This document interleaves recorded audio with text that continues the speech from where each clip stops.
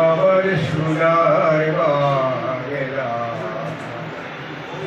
তোমায় ভালোবাসি। এই কংগ্ৰেছ এইবিলাক আপোনালোকে সকলোৱে জানে কংগ্ৰেছৰ কি অৱস্থা আছে। কংগ্ৰেছে আজি বাংলাদেশ কৈছে আৰু কোনোবা ইয়াৰ কৰিব পাৰে। কংগ্ৰেছৰ কথা বাদ দিয়ক। কংগ্ৰেছ এতিয়া ৰাইজে পুৰা বৰাক আৰু ব্ৰহ্মপুত্ৰ নদীত দি পঠাই দিলে, এইটো বাংলাদেশেই গ'ল। আৰু ধিক্কাৰ জনাইছোঁ তেওঁলোকে। আমাৰ ৰাষ্ট্ৰীয় সংগীতটো কোনটো আছে এইটো আগত জানিব লাগে। আমাৰ ৰাষ্ট্ৰীয় সংগীত এইটো কেনেকুৱা, এইটো প্ৰট'কল কি, ক'ত এইটো চলাব লাগে, ক'ত গাব লাগে, এইটো আগত জানিব লাগে। তাৰ কাৰণে আমি দুখ পাইছোঁ। আৰু কংগ্ৰেছে এইবিলাক কাম কৰি থাকে। এইটোৰ ওপৰত মানে আমি ভিডিঅ'টো চাই আমি এইটো মানে কি ব্যৱস্থা ল'ব লগা হয়, এইটো ব্যৱস্থা যাতে লোৱা হয়। যিটো পাৰ্টিৰ লিডাৰ যিখিনি আছে, যিটো পাৰ্টিৰ ৱাৰ্কাৰ যিখিনি আছে, যিখিনি মানে সদায় বাংলাদেশ পাকিস্তান লৈ চিন্তা কৰে আৰু পাকিস্তানৰ কালচাৰ, পাকিস্তানৰ সংস্কৃতি, পাকিস্তানৰ কেনেকৈ ভাল হ'ব। ইভেন সিন্ধুৰ অপাৰেশ্যনত পাকিস্তান যাতে জয়লাভ কৰে, বাংলাদেশৰ যাতে ভাল হয়, এই কথাবোৰো ইণ্ডিয়াৰ যেতিয়া বেয়া হয় তেতিয়া কিছুমান মানে ভাল পায়, বম ফুটাই এনেকুৱা পৰিৱেশ আছে। তাৰমানে কথাটো ক্লিয়াৰ কথা আৰু আচলতে কংগ্ৰেছৰ মাজত বেছি সংখ্যক মানুহে আপুনি চাব জাতীয় সংগীতত যেতিয়া গোৱা হয় তেতিয়া থিয় নহয়। আৰু ৰাম মন্দিৰত যেতিয়া নিমন্ত্ৰণ কৰা হয় অফিচিয়েল ষ্টেটমেণ্ট দিয়ে সিহঁতে যে ৰাম মন্দিৰলৈ সিহঁতে নাযায়।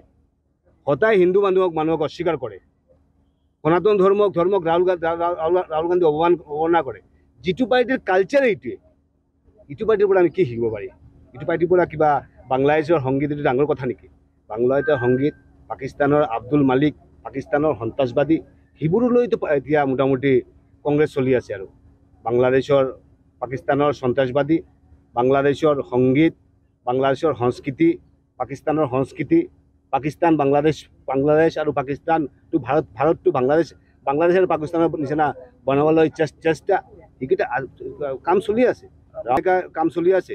আমাৰ বিশেষকৈ কংগ্ৰেছৰ নেতা ৰাহুল গান্ধীয়ে যেনেকৈ এইবিলাক চলি আছে, তেওঁৰ নিচত যিখিনি মানুহ আছে সিহঁতৰ একে কথা আৰু বাংলাদেশ আৰু পাকিস্তানৰ সংস্কৃতি সভ্যতাখিনি আমাৰ ভাৰতত আনিব লাগে। আৰু যেতিয়া ভাৰতত বাংলাদেশ আৰু পাকিস্তানৰ সভ্যতা সংস্কৃতি যেতিয়া আহিব তেতিয়া সিহঁতৰ বিজয় হ'ব বুলি মই ভাবোঁ। মুখ্যমন্ত্ৰীৰ কথাখিনি আজিৰ কথাখিনি অক্ষৰে পালন হেৰি হৈ গ'ল, কৰিলেটেড কথাখিনি। সিহঁতে বাংলাদেশৰ ৰেডিঅ'টো সদায় শুনি থাকে।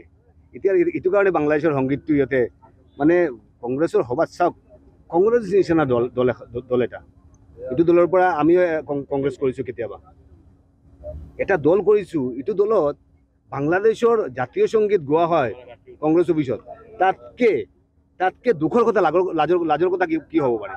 পাকিস্তানৰ সন্ত্ৰাসবাদীক সিহঁতে ফেলিচিট কৰে, তাতকে দুখৰ কথা, তাতকে লাজৰ কথা কি হ'ব পাৰে? এইটো কাৰণে কংগ্ৰেছ এনেকুৱা এটা দল হৈছে, যিটো দল মই ভাবোঁ আজিৰ দিনত কংগ্ৰেছ দলটো ইটোৰ মাজত সীমাবদ্ধ হৈ গ'ল। ভাৰতীয় সভ্যতা সংস্কৃতিলৈ সিহঁতে কনচাৰ্ণ নহয়।